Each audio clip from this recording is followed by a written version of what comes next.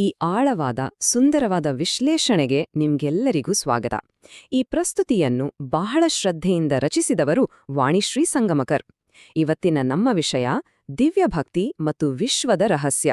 ನೋಡಿ, ನಾವೆಲ್ಲರೂ ಈ ಬೃಹತ್ ಬ್ರಹ್ಮಾಂಡದ ಒಂದು ಸಣ್ಣ ಭಾಗ ಅಲ್ವಾ?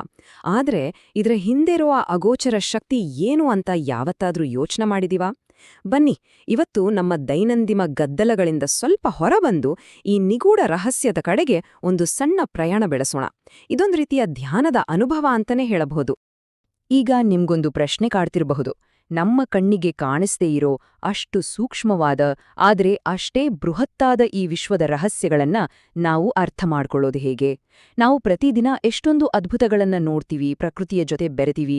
ಆದ್ರೆ ಇದೆಲ್ಲವನ್ನೂ ನಿಯಂತ್ರಿಸ್ತಿರೋ ಆ ಕಾಣದ ಶಕ್ತಿ ಯಾವುದು? ಬದುಕಿನ ಓಟದಲ್ಲಿ ನಾವೆಲ್ಲ ಕಳೆದು ಹೋಗಿದ್ದೀವಿ. ಆದರೆ ಈ ಆಳವಾದ ಪ್ರಶ್ನೆಗೆ ಉತ್ತರ ಹುಡುಕೋ ಪ್ರಯತ್ನ ಇದೆಯಲ್ಲ, ಅದು ಮನಸ್ಸಿಗೆ ಅದೆಲ್ಲೆಲ್ಲದ ನೆಮ್ಮದಿ ಕೊಡುತ್ತೆ. ಈ ಉತ್ತರಗಳನ್ನ ಹುಡುಕ್ತಾ ನಾವಿಂದು ಕನ್ನಡ ಸಾಹಿತ್ಯದ ಅದ್ಭುತ ಕೃತಿ ಡಿ.ವಿ. ಗುಂಡಪ್ಪನವರ ಮಂಕುತಿಮ್ಮನ ಕಗ್ಗದ ದಾರ್ಶನಿಕ ಜಗತ್ತಿನೊಳಗೆ ಕಾಲಿಡೋಣ. ಮಂಕುತಿಮ್ಮನ ಕಗ್ಗದ ಈ ಸುಂದರವಾದ ಅರ್ಥಗರ್ಭಿತ ಸಾಲುಗಳನ್ನ ಒಮ್ಮೆ ನಿಧಾನವಾಗಿ ಸಂಪೂರ್ಣ ಭಾವದಿಂದ ಆಸ್ವಾದಿಸೋಣ ಬನ್ನಿ. ಶ್ರೀ ವಿಷ್ಣು ವಿಶ್ವಾಧಿಮೂಲ ಮಾಯಾಲೋಲ ದೇವ ಸರ್ವೇಶ ಪರಬ್ರಹ್ಮನೆಂದು ಜನಂ ಆವುದನು ಕಾಣದೊಡಮಲ್ತಿಯಂ ನಂಬಿಹುದೋ ಆ ವಿಚಿತ್ರಕ್ಕೆ ನವಿಸೋ ಮಂಕುತಿಮ್ಮ. ಎಂತಹ ಅದ್ಭುತವಾದ ಸಾಲುಗಳು ಅಲ್ವಾ? ಇಡೀ ವಿಶ್ವದ ರಚನೆ ಮತ್ತೆ ನಮ್ಮ ನಂಬಿಕೆಯ ಸ್ವರೂಪವನ್ನ ಕೇವಲ 4 ಸಾಲುಗಳಲ್ಲಿ ಇಷ್ಟೊಂದು ಅದ್ಭುತವಾಗಿ ಕಟ್ಟಿಕೊಟ್ಟಿದ್ದಾರೆ. ಬ್ರಹ್ಮಾಂಡದ ಅತಿ ದೊಡ್ಡ ಸತ್ಯವನ್ನ ಇಷ್ಟು ಸರಳವಾಗಿ ಹೇಳಿರೋದು ನಿಜಕ್ಕೂ ಅನನ್ಯ. ಸರಿ, ಹಾಗಾದ್ರೆ ಈ ಕಗ್ಗದ ಒಳಾರ್ಥ ಏನು ಅಂತ ಸ್ವಲ್ಪ ಬಿಡಿಸಿ ನೋಡೋಣ. ಇಲ್ಲಿ ವಿಶ್ವಾದಿ ಮೂಲ ಅನ್ನೋ ಒಂದು ವಿಶೇಷವಾದ ಪದವನ್ನ ಬಳಸಿದ್ದಾರೆ. ಅಂದ್ರೆ ಏನು ಗೊತ್ತಾ? ಇಡೀ ಪ್ರಪಂಚಕ್ಕೆ, ಸಕಲ ಅಸ್ತಿತ್ವಕ್ಕೂ ಅಂತಿಮವಾದ ಬೇರು ಯಾವುದಿದೆಯೋ ಅಥವಾ ಮೂಲ ಯಾವುದಿದೆಯೋ ಅದೇ ದೈವ ಅಂತ ಅರ್ಥ. ಇಲ್ಲಿರೋ ಪ್ರತಿಯೊಂದು ಜೀವ, ನಿರ್ಜೀವ ವಸ್ತು ಎಲ್ಲವೂ ಇದೇ ವಿಶ್ವಾದಿ ಮೂಲದಿಂದಲೇ ಹುಟ್ಟಿರೋದು. ನಾವೆಂದು ಎಷ್ಟೇ ಆಧುನಿಕರಾಗಿರಬಹುದು, ತಂತ್ರಜ್ಞಾನದಲ್ಲಿ ಎಷ್ಟೇ ಮುಂದೆ ಹೋಗಿರಬಹುದು, ಆದರೆ ಈ ಮೂಲಭೂತ ಶಕ್ತಿಯ ಜೊತೆಗಿರೋ ನಮ್ಮ ಕೊಂಡಿ ಇದೆಯಲ್ಲ, ಅದು ಎಂದಿಗೂ ಕಡಿದು ಹೋಗಲ್ಲ. ನಮ್ಮೆಲ್ಲರ ಬೇರಿರೋದು ಆ ಒಂದೇ ಪರಮಶಕ್ತಿಯಲ್ಲಿ ಅನ್ನೋದು ಕಗ್ಗದ ಆಳವಾದ ತಾತ್ಪರ್ಯ. ಹಾಗಾದ್ರೆ ಈ ವಿಶ್ವಾಧಿಮೂಲ ಅಂದ್ರೆ ಆ ದೈವಿಕ ಶಕ್ತಿ ಈ ಜಗತ್ತಿನಲ್ಲಿ ಹೇಗೆ ಕೆಲಸ ಮಾಡುತ್ತೆ?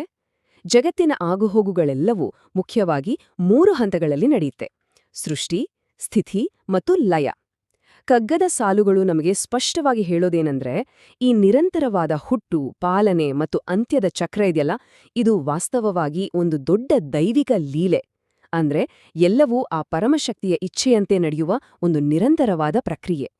ಇಡೀ ಬ್ರಹ್ಮಾಂಡದ ಚಲನೆ ಆ ದೈವಿಕ ಆಟದ ಒಂದು ಸಣ್ಣ ಭಾಗ ಮಾತ್ರ. ಈ ದೊಡ್ಡ ಸತ್ಯ ನಮಗೆ ಅರ್ಥವಾದಾಗ ನಮ್ಮ ದೈನಂದಿನ ಬದುಕಿನ ಕಷ್ಟ ಸುಖಗಳನ್ನ ನಾವು ತುಂಬಾನೇ ಸಮಚಿತ್ತದಿಂದ, ಶಾಂತಿಯಿಂದ ಸ್ವೀಕರಿಸೋದಕ್ಕೆ ಸಾಧ್ಯವಾಗತ್ತೆ. ಇಲ್ಲಿ ಇನ್ನೊಂದು ಬಹಳ ಕುತೂಹಲಕಾರಿಯಾದ ಅಂಶ ಇದೆ ನೋಡಿ. ಕಗ್ಗ ಹೇಳುತ್ತೆ, ನಾವು ದೇವರನ್ನಾಗ್ಲಿ ಆ ಮಹಾಶಕ್ತಿಯನ್ನಾಗ್ಲಿ ಯಾವತ್ತೂ ಕಣ್ಣಾರೆ ನೋಡಿಲ್ಲ. ಆದ್ರೂ ಆ ಶಕ್ತಿಯನ್ನ ಅತ್ಯಂತ ಪ್ರೀತಿಯಿಂದ, ಅಷ್ಟೇ ಭಕ್ತಿಯಿಂದ ನಂಬುತ್ತೀವಿ ಅಲ್ವಾ?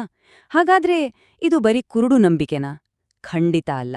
ಕಣ್ಣಿಗೆ ಕಾಣದ ಶಕ್ತಿಯನ್ನ ಇಷ್ಟೊಂದು ಪ್ರೀತಿಯಿಂದ ನಂಬುವುದು ಕುರುಡು ನಂಬಿಕೆ ಆಗೋಕೆ ಸಾಧ್ಯನೇ ಇಲ್ಲ. ಬದಲಾಗಿ ಅದು ನಮ್ಮ ಆತ್ಮದ ಒಳಗಿನ ಅನುಭವ. ಇದು ಬಹಳ ಸೂಕ್ಷ್ಮವಾದ ದಾರ್ಶನಿಕ ಸತ್ಯ. ನಮ್ಮ ಆಂತರ್ಯದ ಈ ಅರಿವಿದೆಯಲ್ಲ, ಇದೇ ನಮ್ಮನ್ನ ಕತ್ತಲೆಯಿಂದ ಬೆಳಕಿನ ಕಡೆಗೆ ಕೊಂಡೊಯ್ಯುವ ನಿಜವಾದ ದಾರಿ. ಈ ಮಹಾನ್ ಸತ್ಯವನ್ನ ಅರಿತ ಮೇಲೆ ಮನುಷ್ಯರಾಗಿ ನಮ್ಮ ಪ್ರತಿಕ್ರಿಯೆ ಹೇಗಿರಬೇಕು?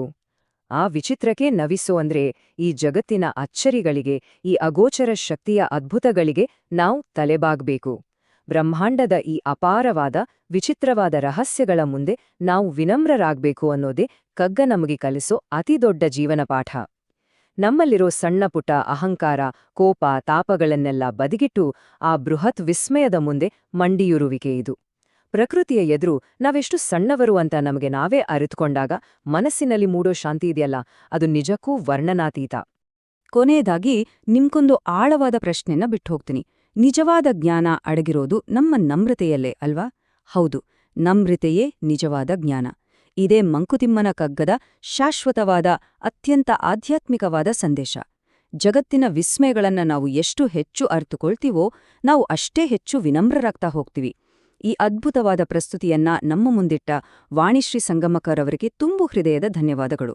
ಈ ದಾರ್ಶನಿಕ ವಿಚಾರ ನಮ್ಮೆಲ್ಲರ ಬದುಕಿನಲ್ಲಿ ಮತ್ತಷ್ಟು ಚಿಂತನೆಗೆ ದಾರಿಯಾಗ್ಲಿ, ಹಾಗೆ ಮನಸ್ಸಿಗೆ ನೆಮ್ಮದಿ ತರಲಿ ಅಂತ ಆಶಿಸ್ತೀನಿ. ಆ ಅಗೋಚರ ವಿಚಿತ್ರಕ್ಕೆ ಸದಾ ನಮ್ಮ ನಮನಗಳಿರ್ಲಿ.